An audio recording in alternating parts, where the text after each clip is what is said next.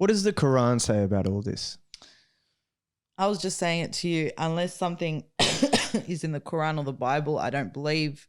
Like when I hear things about, reptilians and bloody zombie apocalypse and alien invasion, I'm like, mate, it ain't in the Quran, it ain't in the Bible, so I don't believe it. The Quran and the Bible have something similar about the days of the Antichrist. Yeah. Yeah, so I could be wrong. I should look into it a lot more. I know there's a lot more other learned people out there that would probably know a lot more.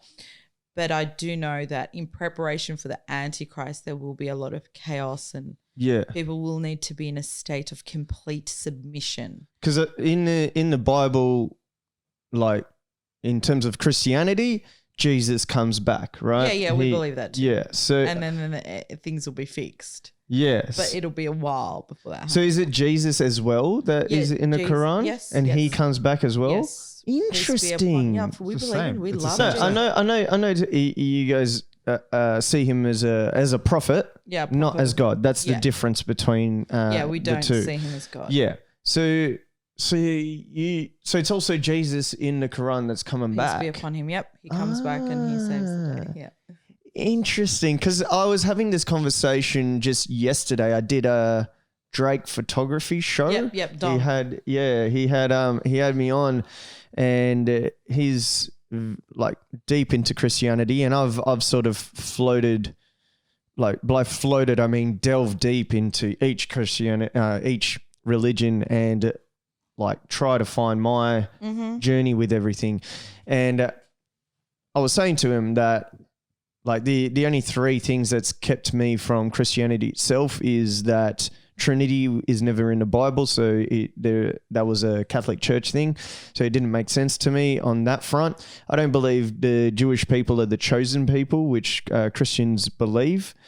And thirdly is that we discussed Jesus himself, and he was sort of the beautiful thing that I thought about Christianity, and I respect it, is that he was like Judaism. There's all these laws and that, which is fine. There's a lot in Islam as well. There's laws to, be closer to God, where Christianity, it was sort of Jesus was the first one that was like the first anti-government type of thing, of character that was like, no, you got free will to do whatever the fuck you want. Like, go ahead and do what you love and show that. So Islam thinks like that as well. We do have a lot of permissibilities and non-permissibilities, but at the end of the day, it's you choose. You choose what? Like Doris is Muslim. Really? Me and her don't look the same because she chooses not to cover. I choose to cover. So why don't you choose the face cover as well? That's not my level of devoutness. So you can either be extremely devout or you can be moderate. I reckon I'm smack bang somewhere in the middle. Yeah. No, that's fair. That's fair. Now with all these social credit scores and that, there's been a video that's gone viral of kids going up and going into their school and then scanning their thing and saying that, they've been, I don't know if they've been vaccinated or what, but it was very robotic coming in. Have you seen that video first of all? I have. Oh, you have? Yeah. I have. So how do you feel about that video as a mother? See that, and this is why I fight so hard. I don't want that to be the world that my children grow up in and my future grandchildren grow up in. And when I see things like that, it breaks my heart. Like it gets me really emotional, because what kind of bleak future is that? Like what kind of, it's going to be a future, generations of people with extreme personality disorders. Yeah. Because you don't have that good human, wholesome interaction.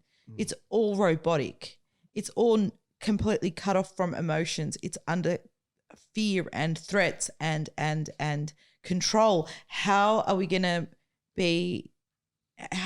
be any positive generations out there? And I feel like maybe our generation was probably the last generation that was able to have some freedom. and I'll be damned if I don't fight for that for my children. Yeah, 100%. And one of the things I always say is the worst thing that could possibly come out of this is my children looking back and thinking I should have done more for them. So that's why I do all I can. Yeah, that would be heartbreaking as a parent if a kid grew up and was like, I wish my parents did more. Why don't you do more? Yeah. Why didn't that generation? Because if you think about it, our generation is the last generation that can do anything about it. The generation before us is too old. Yeah. And the generation after us is too young.